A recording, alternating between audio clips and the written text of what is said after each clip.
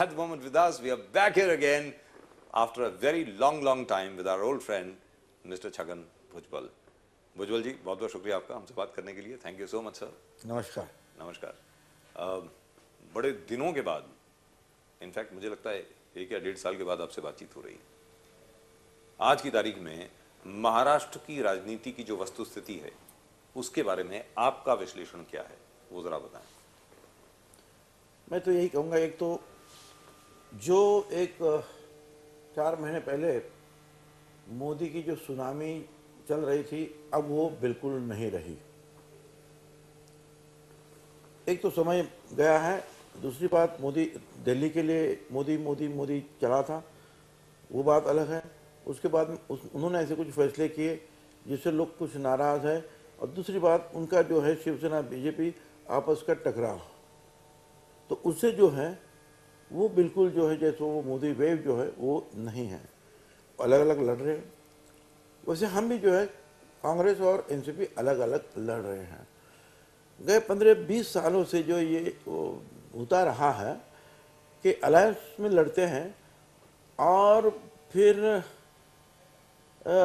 शिवसेना जीती तो बीजेपी वाले बोले हमारे वजह से जीते, और एनसीपी जीते तो कांग्रेस वाले बोले गए हमारे वजह से जीते. तो ये अच्छा हुआ कि सब लोग अपने अपने जो है बल के ऊपर जो है लड़ रहे हैं. तो पंचरंगी जो है सामना होगा शायद, क्योंकि मन से भी कुछ सीटें लड़ रही है जी. तो इससे महाराष्ट्र में ये पिक्चर क्लियर हो जाएगा कि सही मायने में जो है किसका कितना बल आज की तारीख में है जी. कौन कितना पानी में है जी. सब पता चलेगा. मतलब असली चेहरा अब सामने आएगा हर एक का, हर पार्टी का, बिल्कुल हर पार्टी का. यानी जिसका कैडर स्ट्रांग है, जिसकी ग्रासरूट्स सपोर्ट सबसे ज्यादा स्ट्रांग है, वही होगा. कहने का मतलब ये. बिल्कुल. So effectively, if I understand you correctly, what you are really saying is कि Lok Sabha election results were an artificial result, so to speak, क्योंकि उसमें एक वेव थी, तो उसमें असलियत का शायद मालूम नहीं पड़ता है. जब वेव होती है तो जो असलियत है वो छुप जाती है. अब महाराष्ट्र में असली इलेक्शन होगा, कहने का मतलब ये होगा. बिल्कुल. और इतना ही नहीं कि ये वो जो इलेक्शन रहा उसमें मोदी ने एक तो दो तीन चीज़ें थी वहाँ. एक तो कांग्रेस के वहाँ जो सरकार थी उसने जो भी कुछ घोटाले बिटाले हो गए उसमें खुद के उनके जो मिनिस्टर अंदर गए, उसके बारे में अन्ना हजारे का बड़ा आंदोलन हुआ वहाँ.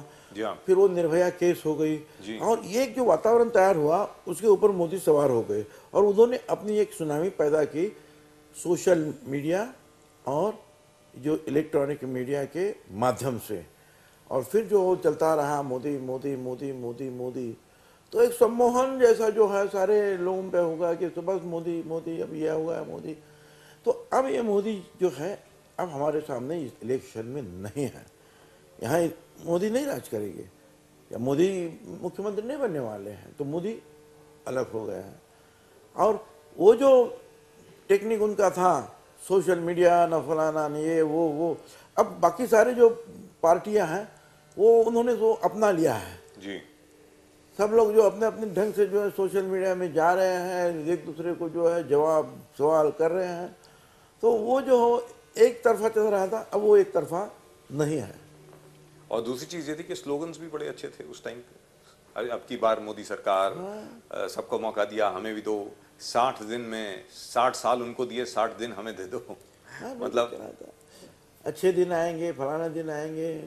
हम भी बोल रहे हैं अभी की बार मोदी सरकार नहीं, अब के बार सिर्फ शरद पवार और कोई नहीं.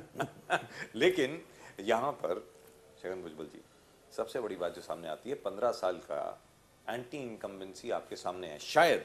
और यहाँ पर शायद मैं अपनी तरफ से बोल रहा हूँ, पता नहीं आप एग्री करेंगे या नहीं करेंगे, क्योंकि युति आपकी टूट गई, क्योंकि अघाड़ी टूट गई, इसकी वजह से शायद जो एंटी इनकम्बेंसी फैक्टर था वो शायद कम हुआ है, मुझे ऐसा लगता है. Do you agree with that? 2 चीज़ें उसमें हुई. एक तो एंटी इनकम्बेंसी जो फैक्टर जहाँ था वो कम हो गया. दूसरी बात जो है, कई बार जो है दोनों तरफा है, वो उनकी तरफ से इनकी तरफ से, शिवसेना बीजेपी दोनों तरफ से कई सीटें जो बार बार जो समझो उनकी गिरती थी, मगर वहाँ हमारे अच्छे कैंडिडेट थे तो नहीं आ पाते थे. अब जो है जो सारी जगह जो अगर उनके अच्छे कैंडिडेट्स हैं तो उनको भी मौका मिलेगा, हमारे अच्छे कैंडिडेट्स हैं हमको भी मौका मिला. सबको जो है मौका मिलेगा कि चलो ठीक है, अगर अच्छे कैंडिडेट्स है तो लड़ो। अब ये है कि हमको 288 सीटें हम जब लड़ रहे हैं तो हमें काफ़ी अच्छा परफॉर्मेंस करने का मौका भी हमारे सामने है। पहले क्या होता था, 114 सीट हम लड़े जी और 174 174 सीट कांग्रेस लड़े, तो वो 174 में और हम 114 में खेले। अभी हम भी 288 में खेलेंगे, वो भी 288 में। और दूसरी चीज यहाँ पर ये होती है, बार बार इसके बारे में पहले भी डिस्कशन हो चुका है मेरा और आपका, कि जो पार्टी के वर्कर्स हैं, पार्टी के कैडर्स जो हैं, पार्टी के जो मिडिल लेवल के जितने लीडर्स हैं, वो सब बहुत डिसअपॉइंट हो जाते हैं। उनका जो है दिल बहुत बैठ जाता है जब युति होती है, क्योंकि मतलब इफेक्टिवली 74 सीट में आप है ही नहीं। नहीं, उसमें और दूसरे कारण है। जी पहले बार तो ठीक चल रहा था, चलता है, फिर एक दो तीन बार तो हो गया, तो फिर ये होता है जी कि जिला परिषद के इलेक्शन है, ग्राम पंचायत के इलेक्शन है, नगर पालिका महानगर पालिका के इलेक्शन है, तब तो सारे लोग एक दूसरे के खिलाफ लड़ते हैं। और समझो कांग्रेस राष्ट्रवादी कांग्रेस है, उस समय इतने वो एक दूसरे के खिलाफ लड़ते हैं, और फिर हम उनको कहें कि चलो अब कांग्रेस का काम करें, तो बोले यार कैसे कैसे करें, इन्होंने तो हमको जिला परिषद में बहुत तकलीफ दी है, गिराया, ये करा, ठीक है हम इनको नहीं देंगे, हम दूसरे को देंगे। तो या तो वैसी बात जो है कांग्रेस की तरफ से होती थी कि हमारा कैंडिडेट वहाँ है, कांग्रेस वाला बोला चलो जाए हम नहीं देंगे, वो वोट दूसरों की देते थे, करेक्ट, शिवसेना बीजेपी की तरफ। जी तो वो जो है उनका जो है पल्ला भारी हो जाता था। अब जो है वो उनके वोट वो लेंगे, हमारे वोट हम लेंगे, शिवसेना अपना वोट लेंगे, बीजेपी अपना वोट लेंगे, अलग अलग सब लोग। इसलिए मैंने कहा कि किसका कितना जोर है कौन से इलाके में, सही मायने में पता चलेगा। लेकिन जहां तक के एनसीपी का प्रश्न है, राष्ट्रवादी कांग्रेस का प्रश्न है, शुरू से आज तक राष्ट्रवादी कांग्रेस का एक बहुत बड़ा तबका था, वो शुरू से यही बोल रहा था कि हम लोगों की स्ट्रेंथ ज्यादा है। हम लोगों की स्ट्रेंथ इसलिए ज्यादा है, मतलब राष्ट्रवादी कांग्रेस पार्टी की, कि अगर आप इसको स्ट्राइक रेट कह सकते हैं, आप कम सीटों पे लड़े और तकरीबन तकरीबन उतनी सीटें लेकर के आए, परसेंटेज के हिसाब से देखें तो आप ज्यादा सीटें जीते हैं, ज्यादा सीटों में सक्सेसफुल रहे हैं, सक्सेस रेट ज्यादा एक रहा बार है। तो ऐसा हुआ 2004 में जी हम 124 सीटें लड़े जी और वो 164 सीटें लड़े, जी हाँ, और हमारे उससे ज्यादा विधायक चुनकर आए। करेक्ट। उसके बावजूद शिवसेना बीजेपी को जो सत्ता के बाहर रखने के लिए हमने उनका मुख्यमंत्री बनाया।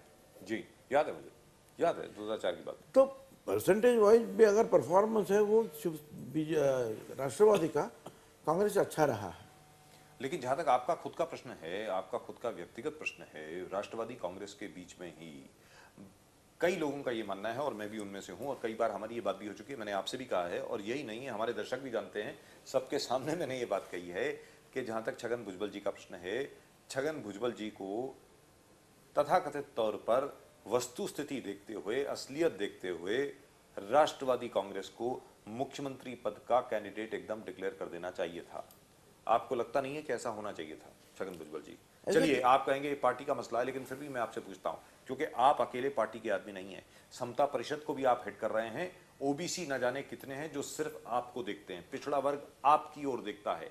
आज की तारीख में कोई पिछड़े वर्ग का आपके स्तर का नेता नहीं है, आपके कद का कोई नेता नहीं है महाराष्ट्र में। तो मैं आपसे ये पूछ रहा हूं कि आपकी रिस्पॉन्सिबिलिटी सिर्फ राष्ट्रवादी की तरफ नहीं है, आपकी रिस्पॉन्सिबिलिटी पूरे पिछड़े वर्ग समुदाय की तरफ है, छगन भुजबल जी।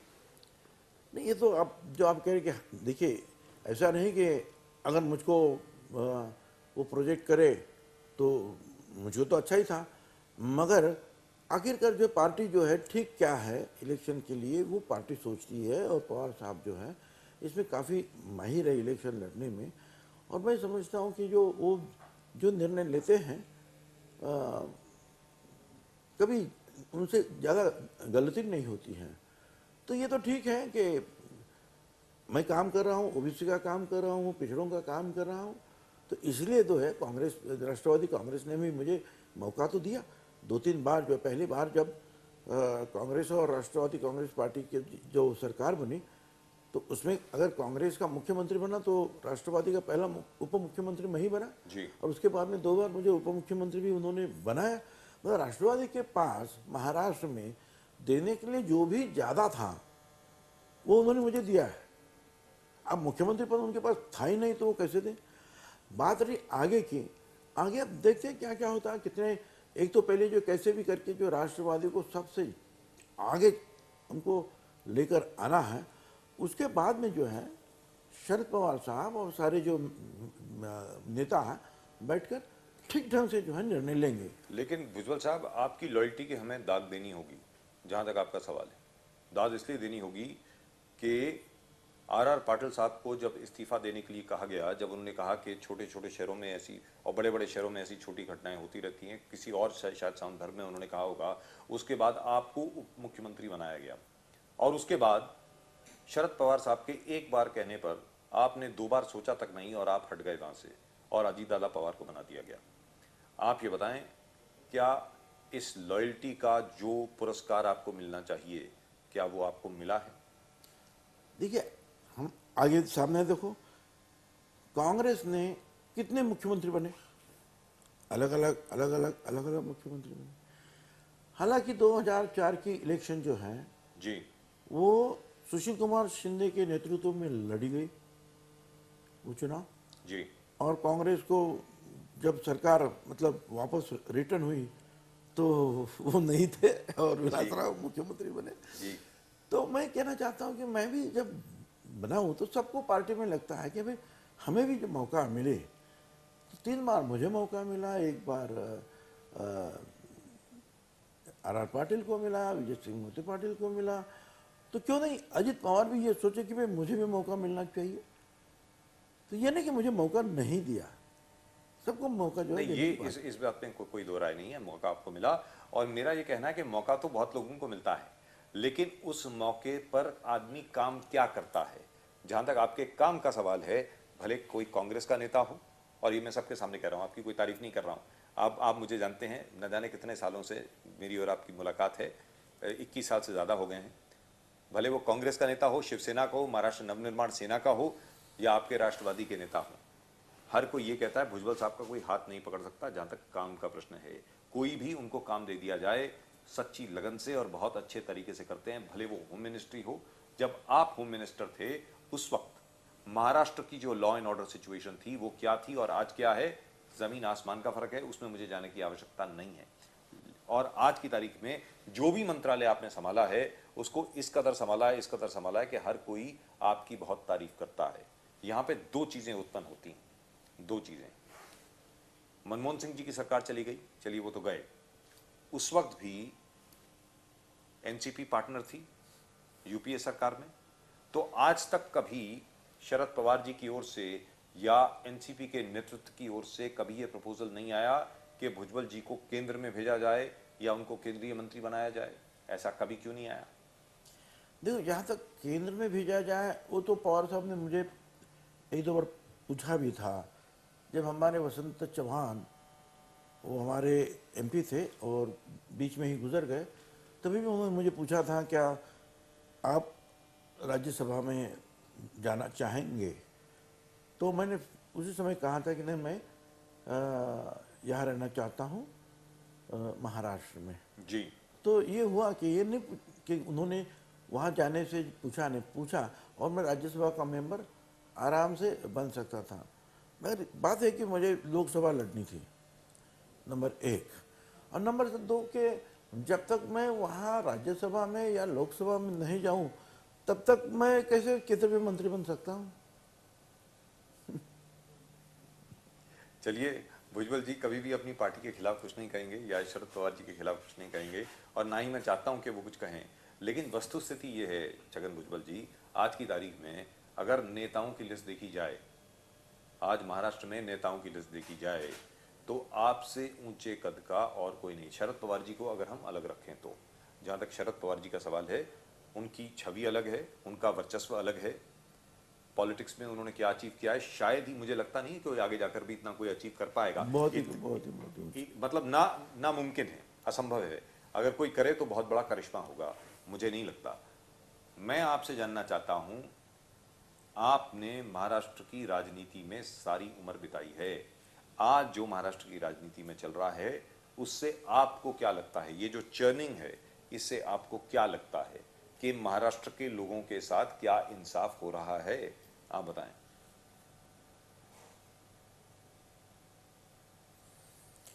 नहीं, इंसाफ नहीं हो रहा है ऐसा आप नहीं कह सकते हैं। देखिए, यूपीए की गवर्नमेंट थी, महाराष्ट्र में जब अकाल की जो है बात आई, बहुत भारी लोग जो दुविधा में पड़ गए थे, दुख में पड़ गए थे, तो हज़ारों करोड़ रुपया जो पवार साहब ने वहाँ से लाकर यहाँ महाराष्ट्र में दिया। या बहुत अतिवृष्टि हुई तभी भी भारत सरकार के माध्यम से पवार साहब ने मदद की है। तो वहाँ से जब जब तक पवार साहब वहाँ थे मिनिस्टर, बहुत सारी मदद उन्होंने की। और यहाँ भी हमने जो है जितना भी हम कर सकते हैं, हम जब भी तकलीफ में लोग आए तो उनको मदद के देने की जो है इसके लिए कदम उठाया है। और मैं समझता हूँ कि यही कारण है कि आज भी आप देखते हैं कि जो भी फॉरेन से भी जितना पैसा आता है फैक्ट्री लगाने में, तो 20% तो आज भी महाराष्ट्र में आता है। कोई कितना ही भी कहे, महाराष्ट्र आज भी उसमें जो है एक नंबर पे ही है। कोई नहीं, ये बाकी सारी जो है कहने वाले बहुत कुछ कहेंगे, पर एक नंबर आज भी कई सारी चीज़ों में महाराष्ट्र ही आगे है, कई सारी चीज़ों में। इसको आप जो है ना नहीं बोल सकते हैं।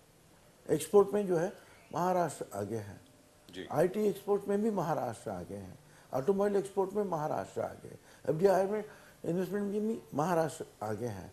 इतना ही नहीं, जो उपज होती है उसमें महाराष्ट्र आगे, जो हॉर्टिकल्चर जो है, जो अगर अंगूर की बात हो, संतरा की बात हो या पोमोग्रेनेट अनार की बात हो, इसका अगर आप देखते हैं ज़्यादा से ज़्यादा उत्पादन कहाँ है, महाराष्ट्र में ही है। और महाराष्ट्र, यही बात है कि महाराष्ट्र जो शायद कुछ 55-56 हज़ार कुछ पर डे इनकम था, आज वो 1,06,7 हज़ार रुपया पर डे इनकम हो गया एवरेज जी।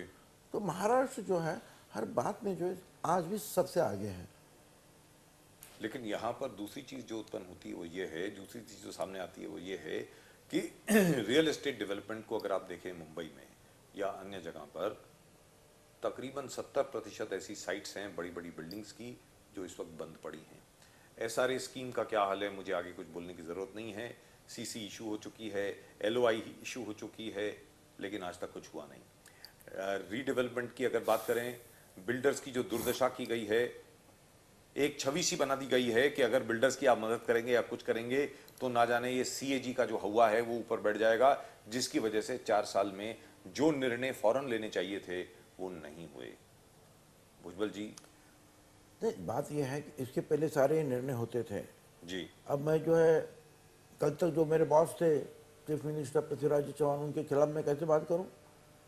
बात यह है कि उन्होंने जो है जो ये एक थोड़ा सा तो परिणाम ये था कि रिसेशन का परिणाम वो तो था, मगर उसके बाद में कोई अकेली सरकार जो है सब लोगों के घर नहीं बना सकते हैं।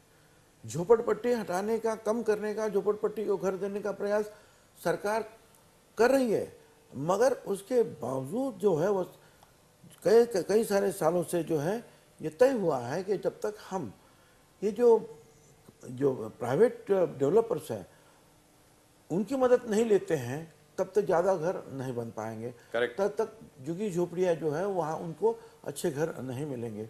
तो ये जो है पहले एसआरडी थी, फिर एसआरए है, तो इसका भी काम जो है कई सालों से बंद पड़ा।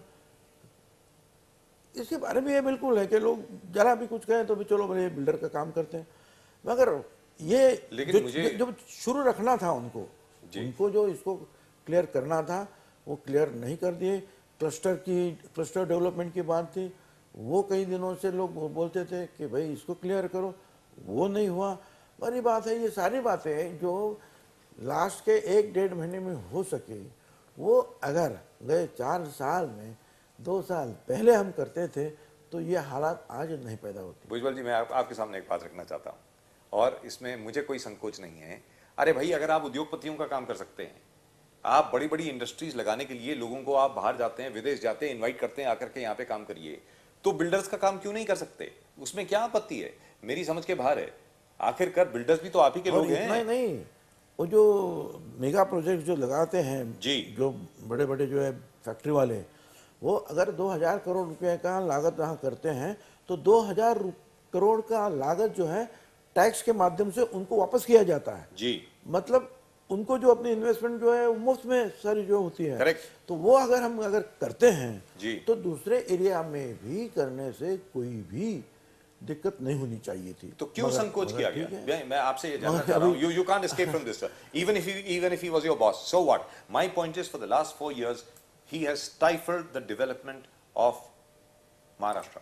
यहां पर जो 1.5-2 लाख लोगों को यहां पे काम मिलता था, एंसिलरी इंडस्ट्री सारी की सारी बंद हो गई है, स्टील सप्लायर्स की सबकी हालत खराब हो गई है, सीमेंट की बिकवाली यहां पे बंद हो गई है, जो बेचारे लेबरर्स जिनको हर रोज का काम मिलता था बिल्डिंग साइट्स में, वो सारा का सारा बंद हो गया है। अभी वो सब जब हम come on, बोलते थे तब वो कहते थे कि भाई ये जो मैं प्राइवेट काम है मैं पब्लिक का काम करूं, और जो भी मोनो रेल है न मेट्रो रेल है, ये सारी जो है कांग्रेस, राष्ट्रवादी कांग्रेस ने उस समय के प्रोजेक्ट्स हैं जब विलासराव देशमुख थे या दूसरे क्या सुशील कुमार शिंदे थे या अशोक चौहान थे, उन्होंने जो निर्णय लिए थे वो निर्णय जो है पूरे हो गए जी। इनके कार्यकाल में जो है। अब क्या कहें, आप ही बोल रहे हैं तो अब उसके ऊपर मैंने क्या कहना है, मगर मैं इतना ही कहना चाहता हूं कि वो जो स्पीड था जी जो पहले मुख्यमंत्री, और उसके लिए पूरा सपोर्ट हम करते थे, और हम जरूर बोलते थे कि ये करना चाहिए करो, और कभी भी इतना झगड़ा भी आपस में नहीं होता था, दोनों का टकराव नहीं होता था, हम पूरा जो दिन लगन से जो उसके साथ देते थे, और इसलिए ये सारी चीज जो दिखाई दे रही है। मगर ये सही बात है कि 2-4 सालों से जो है ये सारे काम जो है रुके, उनके ही नहीं, कांग्रेस पार्टी के जितने भी मिनिस्टर थे, आप अगर उनको अकेले में जाकर पूछेंगे तो वो वही कहेंगे कि भाई क्या करे, क्या फाइल जो क्लियर होती नहीं है, हमारी तो ठीक है, नहीं होती तो बात अलग है। और उनकी जो कुछ उनकी की पार्टी के जो, वो फिर नारायण राणे को पूछो, सुरेश शेट्टी को पूछो, या विखे पाटिल को पूछो, किसी को भी पूछो, अभी जरा अकेले में पूछना। लेकिन उससे लॉस तो सभी का हुआ ना सर, और उसके थोड़े से दाग आप लोगों पर भी पड़े। नहीं, लॉस जो है लॉस महाराष्ट्र को हुआ, और इतना ही नहीं कि दोनों पार्टियां जो है कांग्रेस और राष्ट्रवादी कांग्रेस पार्टी इससे बहुत अच्छा काम कर सकती थी लोगों के सामने, और आज जो हमको जो बड़ी लड़ाई करनी पड़ रही है शायद वो दिन नहीं आते। जी, यानी कहने का मतलब ये हुआ कि राष्ट्रवादी कांग्रेस पार्टी की अगर मेजॉरिटी आती है, अगर बहुमत आता है, तो आप ये वादा करते हैं कि महाराष्ट्र के लिए आप जरूर काम करेंगे, लेकिन साथ में महाराष्ट्र के जो उद्योग हैं जिसके ऊपर पूरा महाराष्ट्र निर्भर है, उनके लिए भी एक अच्छा वातावरण पैदा करेंगे। कहने का मतलब ये हुआ। बिल्कुल, देखिए जब तक हम लोगों करेंगे, हम जब बोलते हैं कि हमारा शंघाई होना चाहिए ना, हमारा ये होना चाहिए ना वो होना चाहिए, अरे वहाँ क्या है भाई, वहाँ भी तो यही डेवलपमेंट है, रास्ते की डेवलपमेंट, अलग अलग ट्रेन जो है जैसे मोनो रेल मेट्रो रेल, वैसे वैसे सारी वो डेवलपमेंट, बहुत सारे जो है फैक्ट्रियाँ, खेती के लिए ज़्यादा से ज़्यादा जो है उपज कैसे हो, इसके लिए अलग अलग ढंग से जो प्रयोग करना या वहाँ जो मदद करना, ये सारी चीज़ें से ये लोग सब आगे गए हैं। और उनका क्या तो, और इसके लिए उन्होंने भी जो है प्राइवेट डेवलपर्स जो है या इन्वेस्टर हैं उनकी मदद ली है। दुरुस्त बात, बिल्कुल। इसमें कोई एक देश ऐसा नहीं जिसका हम जो आगे, चीन से लेकर सब सारे लोगों ने जो है दूसरे देशों के लोगों की, डेवलपर्स की, या जिसको पीपीपी प्राइवेट पब्लिक पार्टनरशिप के ढंग से जो है आगे जो है उन्होंने प्रगति की है। तो इसमें जो है हमको करना चाहिए था, हम करेंगे, बिल्कुल करेंगे। तब तक जो है जो जिनके हाथों काम नहीं है, हमारे पास इतनी बड़ी मैन पावर है, सुशिक्षित जो हमारे बच्चे इतने हैं, इतने सारे इंजीनियर्स हैं, आईटी तज्ञ हैं हमारे पास, सब लोग है जो चाहिए वो लोग यहाँ मिल सकते हैं।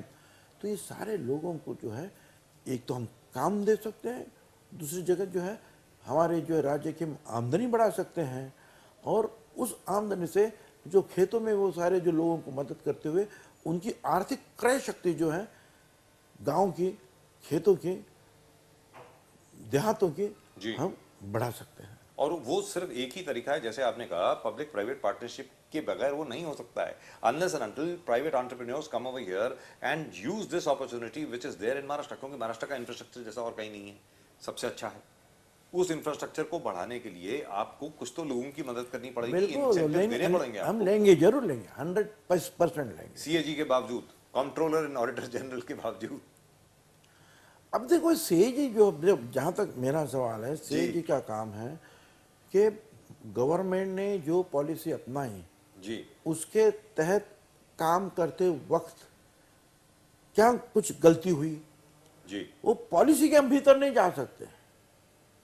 पॉलिसी इंप्लीमेंट करते समय अगर उसमें अगर किसने जो है गड़बड़ की है तो उसके ऊपर उनको उंगली रखनी चाहिए। पॉलिसी बनाना जो है वो गवर्नमेंट का काम है। गवर्नमेंट पॉलिसी बनाता है तो उनको पूरा अधिकार है। जैसे कि 7 या 8 जो सुप्रीम कोर्ट में जो बैठे थे, सुप्रीम कोर्ट की जजेस 6 या 7, उन्होंने भी कहा कि 2G का भी जो है आवंटन करना जो है या डिस्ट्रीब्यूशन करना, उसके क्या क्या तरीके हो सकते हैं। तो उन्होंने बताया कि जैसे टेंडर निकल सकते हैं, फर्स्ट कम फर्स्ट सर्व से निकल सकते हैं, और कुछ जो है उनकी कैपेसिटी देखकर 6-7 बातें उन्होंने बाद में कही कि ये सब हो सकता है।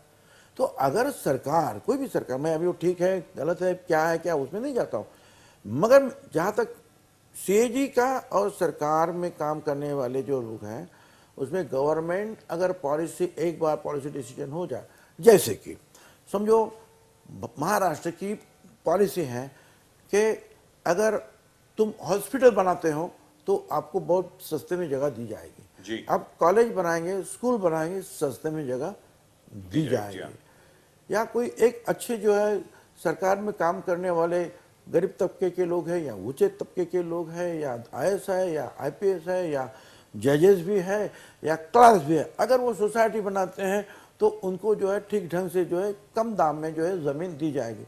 एक जगह नहीं, हज़ारों जगह जो है दे दी है।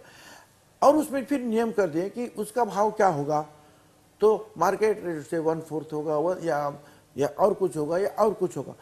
और इस ढंग से अगर स्कूल को, कॉलेज को, हाउसिंग के लिए अगर जगह दी गई तो क्या ये नहीं बोल सकता है कि इसमें ये नुकसान हुआ ना वो नुकसान हुआ ना वो नुकसान हुआ, क्योंकि वो गवर्नमेंट की पॉलिसी थी, पॉलिसी के तहत सबको जो है ये दिया गया।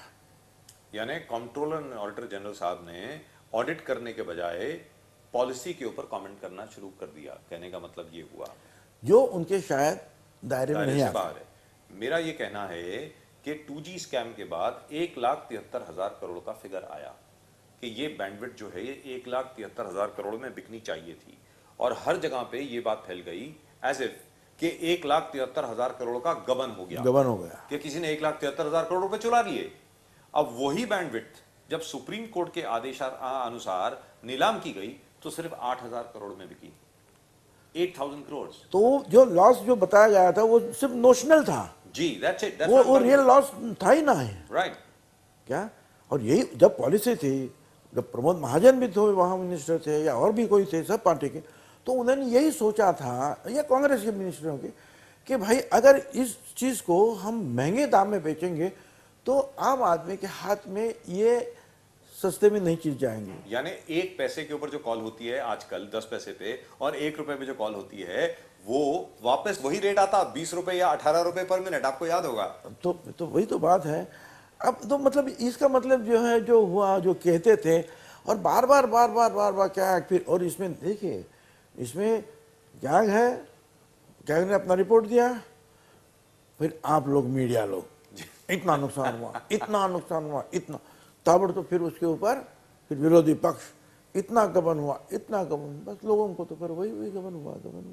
फिर उसमें फिर सीबीआई इंक्वायरी, फिर कोर्ट कचहरी चला है। कहने का मतलब ये हुआ छगन भुजबल जी, मैं इसी बात पर आ रहा हूं कि आज की तारीख में अगर आप देखें, बड़े से बड़ा इंडस्ट्रियलिस्ट आज हो, बड़े से बड़े ये उद्योगपति जो हैं, हर कोई, बहुत आसान है हर उद्योगपति को गाली देना, लेकिन आज की तारीख में इन उद्योगपतियों की वजह से भारत की अर्थव्यवस्था में कितना सुधार हुआ है आपको भी पता है, हमें भी पता है, और लोग ये कितनी मेहनत करते हैं। नहीं, मैं आगे ये कहना चाहता हूँ राजीव जी, उनकी वजह से सुधार हुआ है, और यही हमारे उद्योगपति सारे संसार में जाकर जो है अपना उद्योग फैला रहे हैं जी।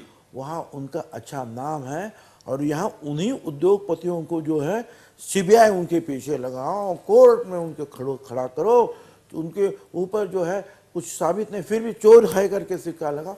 इनसे जो है उनके काम पर परिणाम होता है, नाम पर परिणाम होता है, देश के में उसका उद्योग है, उद्योग जो उनका है उसके ऊपर भी परिणाम होता है। देश के बाहर जो जिनका नाम है और वो उद्योग जो है दूसरे बड़े बड़े लोग, बड़े बड़े उद्योग जो है जो हम सुनते थे लंदन में है, अमेरिका में जो ये हमारे सारे जो है लोग जाते हैं और वो सारी फैक्ट्रियाँ ले रहे हैं, ये कितनी अच्छी बात है। वही बात जो है चीन के लोगों ने जो सारी जगह गए, चीन के उद्योगपति भी कई सारा जगह गए, उन्होंने भी ऐसे जो उद्योग जो है हाथ में लिए। हमारे लोग में भी वो होड़ लग गई कि हम भी जाए करें, और यहाँ देखते हैं तो बस उनके पाँव में जो है वो डाल दिया जरा फोड़ा कि भाई तुम भागो मत। मतलब जो केकड़ा बस बिल्कुल गलत है। मैं तो कहता हूं कि उनको जो है, अगर उन्होंने तुम्हारे पॉलिसी के मुताबिक काम किया है और अपना अपना काम संभाला है तो बिल्कुल उनको तकलीफ नहीं देनी चाहिए, बल्कि उनको जो है प्रोत्साहन देना चाहिए। तभी वो लोग जो है और ज़्यादा इंटरेस्ट लेंगे, तभी हमारे हाथ बच्चों को जो काम मिलेगा, तभी हमारे देश की राज्य की संपत्ति बढ़ेगी। कहने का मतलब ये हुआ कि जिस प्रकार आज की तारीख में हर उद्योगपति घराने से कोई ना कोई सीबीआई के चंगुल में फंसा है, ईडी की चंगुल में फंसा है, डीआरआई की चंगुल में फंसा है, फेमा की चंगुल में फंसा है, हर जगह पर यही हो रहा है। भुजबल जी, मैं आपसे जानना चाह रहा हूं, और वही हाल आज की तारीख में रियल एस्टेट डेवलपमेंट लॉबी का है, वही हाल फार्मा लॉबी का है, वही हाल अभी थैंकफुली अभी वो आईटी के ऊपर नहीं आया है, थैंकफुली। मतलब अगर वही शिकंजा आज इंफॉर्मेशन टेक्नोलॉजी इंडस्ट्री के ऊपर भी आना शुरू हो गया तो आज हिंदुस्तान की जो सबसे बड़ी एक्सपोर्ट है वो भी बंद हो जाएगी। मैं आपसे जानना चाह रहा हूं, चलिए एक बार इसी स्थिति को देखकर एक बार रतन टाटा जी ने कहा था कि शायद हमारा देश ये बनाना रिपब्लिक नहीं बन जाए।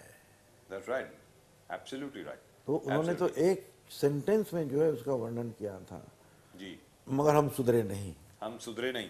और वही रतन टाटा हैं, आखिरकार उन्होंने टेटली टी उन्होंने वो खरीदा, जगुआर लैंड रोवर खरीदा, सब लिया। वो तो वही मैं तो कह रहा हूँ। and look at मुकेश और अंबानी, उनके ऊपर जो हम लोग दाग लगाना चाहते हैं जी, जो इतनी बड़ी बड़ी फैक्ट्रियां जो हैं, आज कितना हमको अभिमान रहता है कि अरे ब्रिटिशों ने हमारे ऊपर राज किया, और हमारा आदमी वहां जाकर जो ब्रिटिशों की जो है फैक्ट्रियां खरीद कर रहा है।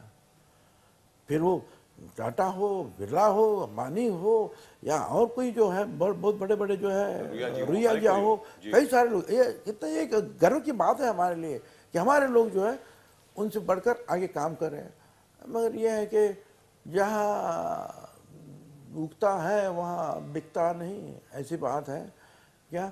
वहाँ उनको इतनी इज्जत है और हम लोग यहाँ उनको क्या कर रहे हैं पता है। But which is sad. That's exactly what I'm coming to. But sir, it is your responsibility as well. You can't run away from your responsibility.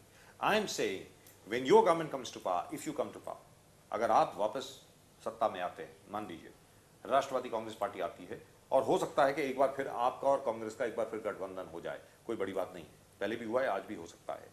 क्या आपकी पॉलिसीज में कोई चेंज होगा? जो 4 साल से एक स्टैग्नेशन हम देख रहे थे, 4 साल से ये देख रहे थे कि किसी फाइल के ऊपर साइन करने पे भी मुख्यमंत्री जी डरते थे, और उनके बीएमसी कमिश्नर की अगर बात करें कुंटे साहब, वो भी डरते थे, उसमें कोई बदलाव आएगा? 100% बदलाव आएगा।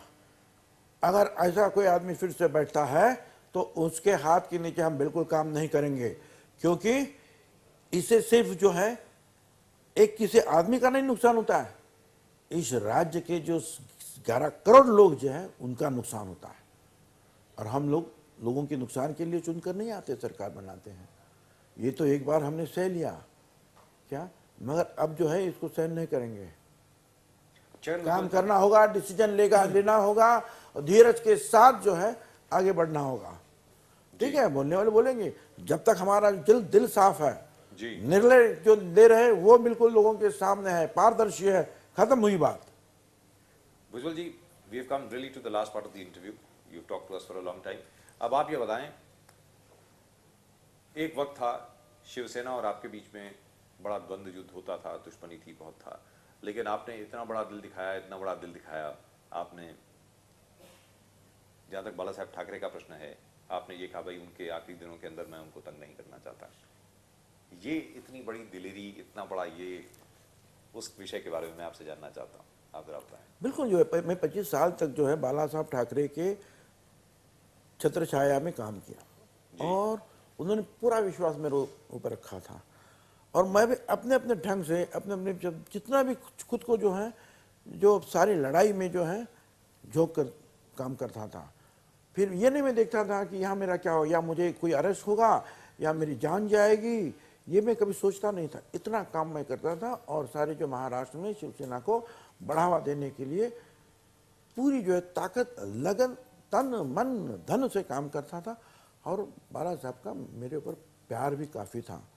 मेरे ये है कि ओबीसी के मामले के ऊपर मैं हमारा हम लोग जो है कुछ बाहर निकले 18 विधायक, तो वो बात अलग, फिर से झगड़ा शुरू हो गया। फिर उन्होंने जो है मुझे बहुत ज़ोर से ठोका, तो मैंने भी जो उनके खिलाफ जो है बस बोलना शुरू कर दिया था। ये सारी बातें आपके सामने हैं। मगर फिर उसके बाद में मैंने देखा कि बाला साहब जो है आखिर जो है उम्र बढ़ती है, नए लोग आगे आते हैं, तो बाला साहब भी थोड़े जो है पीछे, मतलब कि शायद बीमारी की वजह से हो या और उम्र की वजह से हो। तो मैंने सोचा कि अब काहे की लड़ाई लड़ना है, अब इस उम्र में क्या उनको कोर्ट में लाओ करके मैंने मांग करनी है। मैं समझता कि नहीं, ये गलत है। जिन्होंने 25 साल तक जिनके लिए मैंने काम किया, जिन्होंने मेरे ऊपर प्रेम किया, आशीर्वाद दिया, तो मैं यहाँ मेरी लड़ाई ख़त्म। और मैंने जो है खुद जाके जो है उनका दर्शन लिया। उन्होंने भी जो है मुझे गले लगा लिया और जो है तब से जो है सीज फायर हो गया उनके और मेरे बीच में। ठीक है, अभी शिवसेना, अब उद्धव ठाकरे आए हैं या और आए हैं, लड़ रहे हैं। मैं मेरे पार्टी का जो है काम सामने रखूंगा, वो उनके पार्टी का। वो अगर मुझे कुछ बोलेंगे तो मैं उनका जवाब दूंगा। मगर ये जो वो कटुता जो है वो अब नहीं रही। आप ये कह रहे थे कि सारी कटुता अब खत्म हो गई जहां तक शिवसेना का प्रश्न है, लेकिन जहां तक उद्धव ठाकरे जी का प्रश्न है या बाकी सब लोगों का प्रश्न है, चलिए अब तो वो बड़े हो गए हैं, लेकिन आपको तो अंकल ही बुलाते होंगे जहां तक मैं समझता हूँ। जब आपके सामने मिलते हैं तो मैंने खुद देखा है, बहुत रिस्पेक्टफुली बात करते हैं पूरा आपसे। जो है रिस्पेक्ट करते हैं, सम्मान देते हैं। ये बात नहीं है कि मुझे, ठीक है बाहर वो कुछ भी कहें, मगर जब अकेले मिलते हैं तो प्यार से बातें करते हैं।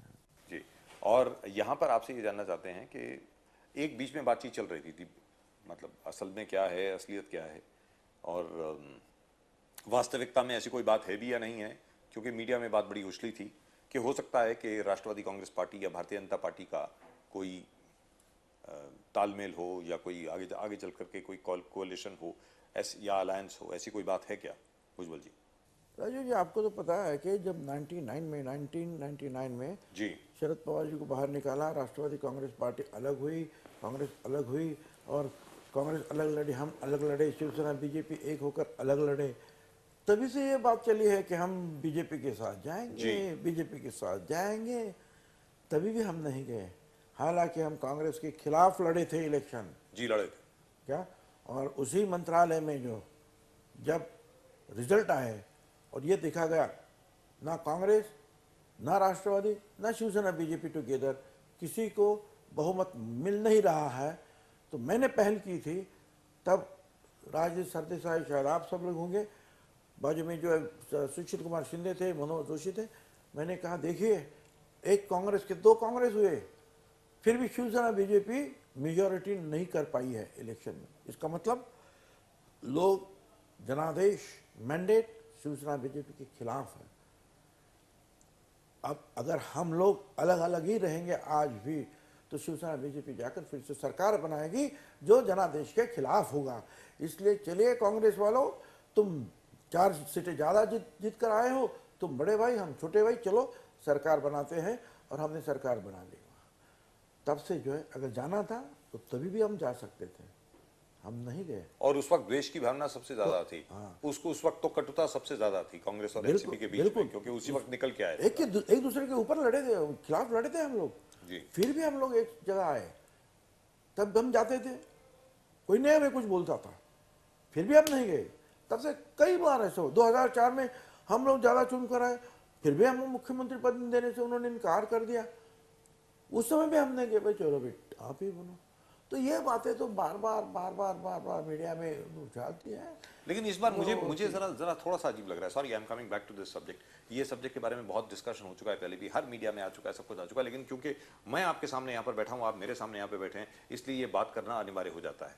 और वो ये है कि आपकी तरफ से जो प्रपोजल आया था कि भाई 2.5 साल आपका मुख्यमंत्री रहे, 2.5 साल हमारा मुख्यमंत्री रहे, इसमें मतलब क्या किसी को क्या आपत्ति हो सकती है? मेरी तो समझ के बात है। नहीं, आई डोंट अंडरस्टैंड। राजीव जी 2009 में जब चुनाव हुआ विधानसभा का, जी तभी मैंने कहा था कि कांग्रेस ने जो फॉर्मूला कश्मीर में अपनाया है, जो उनके जो दूसरे पार्टनर थे जी और गुलाम नबी आज़ाद जी कांग्रेस के कम थे, दूसरे पार्टी के ज़्यादा थे, तब उन्होंने वही फार्मूला वहाँ अपनाया था जी। कि 2.5 साल जो है वो पार्टी का मुख्यमंत्री है, 2.5 साल कांग्रेस का, और गुलाम नबी आज़ाद साहब जो है मुख्यमंत्री बने। जी हाँ। मुख्यमंत्री बने। तो मैंने कहा कि भाई यहाँ भी ये करो कि तुम 2.5 साल और हम 2.5 साल। जैसे ही तब गठन नहीं हुई थी, सरकार जी, का गठन जी, नहीं हुआ था, जी। तब मैंने ये कहा था। फिर पवार साहब के माध्यम से जो है प्रफुल्ल पटेल ने दिल्ली से कहा नहीं नहीं कांग्रेस बना रही है, अभी चलो वो सब बात को हम छोड़ देते हैं। मगर उसमें गलत नहीं था, मगर ये मांग तब से उठ रही है, और गलत क्या उसमें ये भी नहीं मुझे पता। जब ये कश्मीर में फार्मूला चल सकता है तो महाराष्ट्र में क्यों नहीं चल सकता? नहीं, मेरी समझ के बाहर है, क्योंकि भाई आप तो उनके साथ काम करते रहे हैं, आप उनके हिस्से रहे हैं कांग्रेस के, तो कांग्रेस में इसमें क्या आपत्ति हो सकती है? मतलब इसमें आपत्ति की बात क्या है? मेरी समझ के बाहर है। अब उसका जवाब तो उनको देना है कि आपत्ति की बात क्या है। दिस इज क्या पॉलिटिक्स। हमारे विधायक ज्यादा है फिर भी उनके, हमारे कम है फिर भी उनका है मुख्यमंत्री। वो कश्मीर में जो फार्मूला वो उनको ठीक लगता है, यहाँ वो फार्मूला उनको गलत लगता है। अब इसका जवाब तो वही देना है। नहीं तो क्या आपसे ये जानना चाह रहा हूं कि मैं मानता हूं आप राष्ट्रवादी कांग्रेस से ही हैं, राष्ट्रवादी कांग्रेस की ही बात करेंगे, लेकिन दिल में तो आप कांग्रेसी हैं, आपका दिल तो कांग्रेस का है। आपसे ये जानना चाहता हूं कि क्या कांग्रेस ने अब एक तरीके से आस छोड़ ही दी है कि मतलब वो कम बैक करेंगे या कुछ करेंगे? जिस जिस प्रकार आज की तारीख में गांधी जी के नाम तक को नरेंद्र मोदी और भारतीय जनता पार्टी ने अपना लिया, मतलब कांग्रेस के हाथ में बचा क्या? अब ये जानना चाह रहा हूं आपसे। भाजपा वाले तो बहुत ही होशियार है भाई। क्या आप देखिए ना, महात्मा गांधी जी का नाम रट रहे हैं। क्या शिवसेना बीजेपी के साथ थे तब शिवाजी महाराज का नाम नहीं लेते थे, जब शिवसेना हटी तो शिव छत्रपति का आशीर्वाद, चलो मोदी के साथ। अब शिव छत्रपति को भी उन्होंने जो है अपना लिया है। वो तो इस बात में जो है काफ़ी माहिर है। अब क्या कहें, अब कांग्रेस को देखना चाहिए था ना कि उसी ढंग से जो है तुरंत जो है फैसला लेना या अगुवापन करना। बस वो बैठे रहे तो हम क्या कर सकते हैं यार, किसको बोले। हम उनके ऊपर जो ज़्यादा टीका टिप्पणी नहीं करना चाहते थे, मगर मैं इतना ही कह सकता हूँ वहाँ भी काफ़ी अच्छा टैलेंट है। मगर अगर वो टैलेंट जो अगर पूरा काम दम के साथ काम करे जम के, तो आज भी कुछ ज़्यादा बिगड़ा नहीं है। छगन भुजबल जी, ये सवाल मैं आपसे पूछना चाहता हूं, और आप लोग यूपीए सरकार के हिस्से थे। डॉक्टर मनमोहन सिंह के नेतृत्व में, चलिए लोग कहते हैं निर्णय नहीं हुए, ये नहीं हुआ, वो नहीं हुआ, लेकिन एक चीज तो हुई। जब ये बात मैं बहुत पहले भी कह चुका हूं, कई बार कह चुका हूं कि बाकी संसार के जो डेवलप्ड नेशंस थे उनकी आर्थिक व्यवस्था तहस नहस हो गई थी, डामाडोल हो गई थी। भारत एक ऐसा देश था जहां पर उसका कोई खास असर नहीं पड़ा। We were an island of stability. Greece में, इटली में, स्पेन में, यहां तक कि न्यूयॉर्क में राइट्स हो गए थे, डूब गए, कई सरकारें डूब गई उसमें जी। और उस समय जो है भारत जो है ठीक ठाक खड़ा हो सका, खड़ा रहा। वहाँ कुछ नहीं हुआ। जो बाहर देशों में हुआ, ग्रीस से लेकर सब जगह बैंकरप्ट हो गए सारी गवर्नमेंट। जी लाखों लोग जो है बेरोजगार हो गए। अमेरिका में भी होगा, मगर भारत में नहीं हुआ। इसका कारण ये जो मनमोहन सरकार यही है, इनका श्रेय उनको देना ही चाहिए। लेकिन क्योंकि डॉक्टर साहब को ये श्रेय नहीं दिया गया, पूरी लोकसभा चुनाव के दौरान डॉक्टर मनमोहन सिंह को बैकग्राउंड में रखा गया। जो बात आज हम कर रहे हैं, ये बात उस समय करनी चाहिए थी कांग्रेस को। इन्होंने अपना जो सबसे बड़ा हीरा था उसको ही छुपा के रख लिया। ये ऐसा क्यों किया इन्होंने? मेरी समझ के बाहर है। अब ये तो बहुत उनकी अंदर अंदर की बातें जो है बहुत सारी हैं। तो मैं तो अभी बहुत सारी किताबें भी पढ़ रहा हूँ, एक्सीडेंटल प्राइम मिनिस्टर और ये वो, अंदर अंदर क्या चलता था।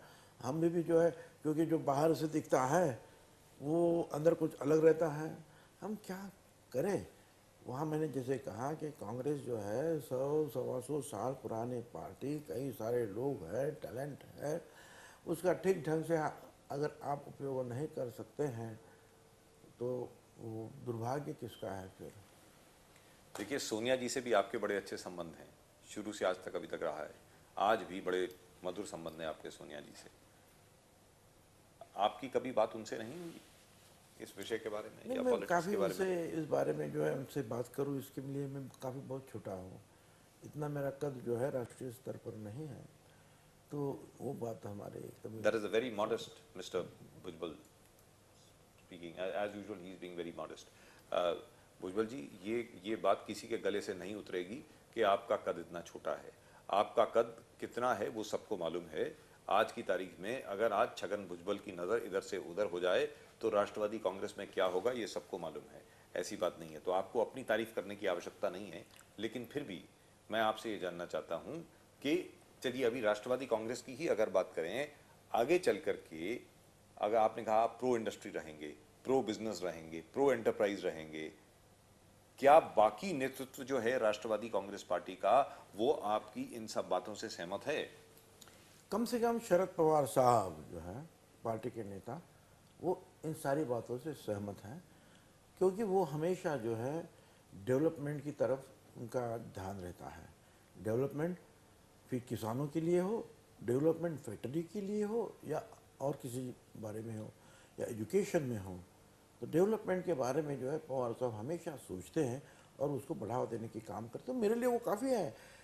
अगर राष्ट्रवादी कांग्रेस पार्टी के हाथ में जो बागडोर आती है तो आप लिख कर लीजिए कि शरद पवार साहब के नेतृत्व में ये सारे काम जो है उनको बढ़ावा मिल सकता है और डेवलपमेंट हो सकती है। लेकिन शरद पवार जी मुख्यमंत्री तो नहीं होंगे? क्यों हो भी सकते हैं, क्यों नहीं हो सकते हैं।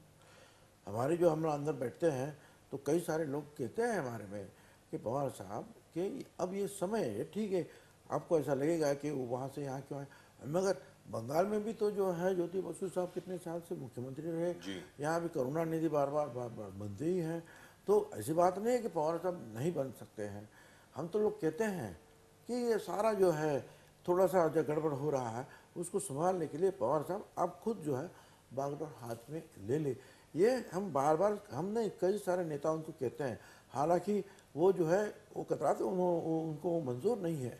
और ऐसा नहीं है कि अगर समझो बात आई नेतृत्व करने की तो ये हो नहीं सकता, ऐसी कोई बात नहीं है। मुझे लगता है इससे ज्यादा अच्छी बात महाराष्ट्र के लिए कोई नहीं हो सकती। बिल्कुल, अगर शरद पवार जी खुद बागडोर संभालें सरकार की और शरद पवार जी खुद मुख्यमंत्री बने, मुझे ऐसा लगता है महाराष्ट्र के लिए सबसे अच्छी बात वही होगी। हम तो कोशिश बिल्कुल वही करेंगे।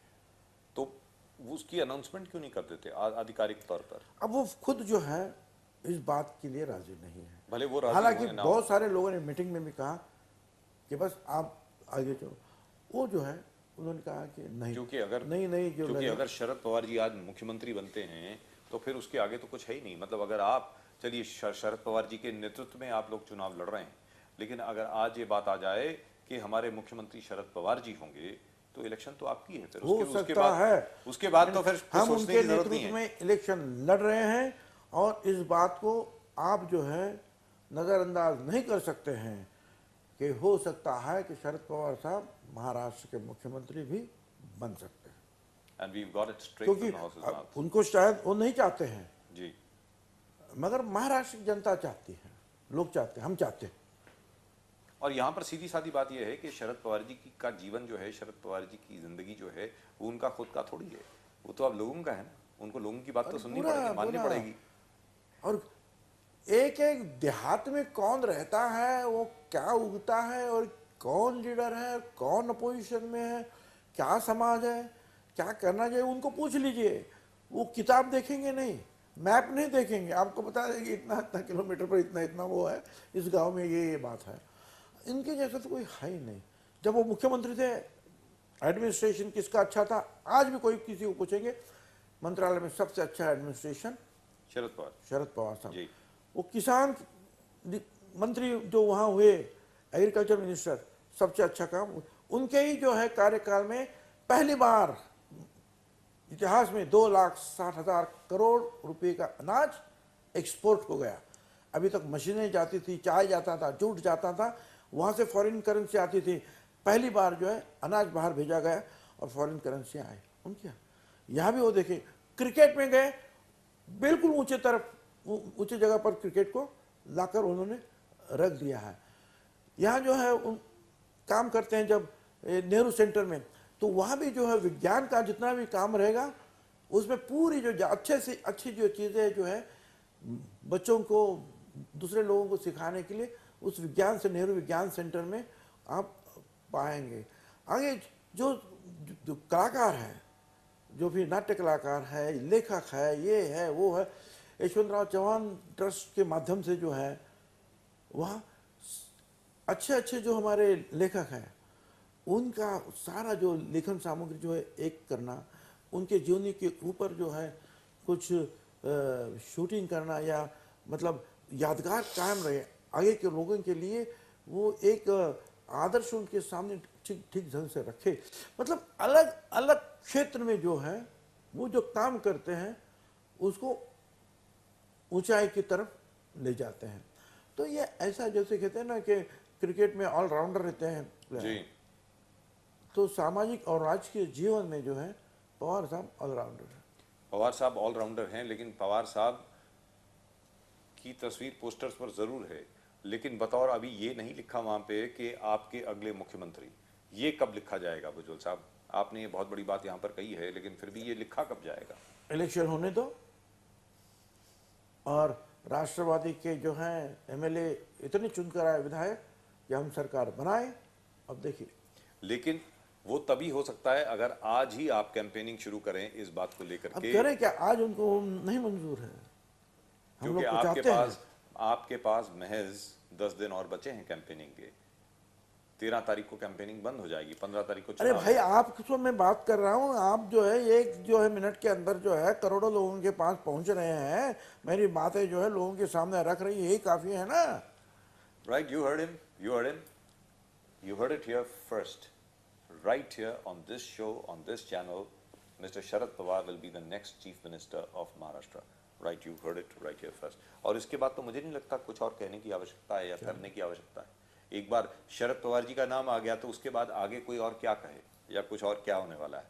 Right, Mr. Bhujbal, it's been a great pleasure talking to you as always. Thank you so much for talking to us, sir. No. Thank you. Thank you. Right? That was Mr. Chhagan Bhujbal, and stating very, very clearly that his choice of Chief Minister is, of course, Mr. Sharad Pawar. And don't be surprised if Mr. Sharad Pawar actually becomes the Chief Minister of Maharashtra. And remember, you heard it right here first on Inside Story on Lemon News. My name is Rajiv K. Bajaj. We'll be back right here on this channel sometime tomorrow. Keep watching Lemon News. Bye-bye.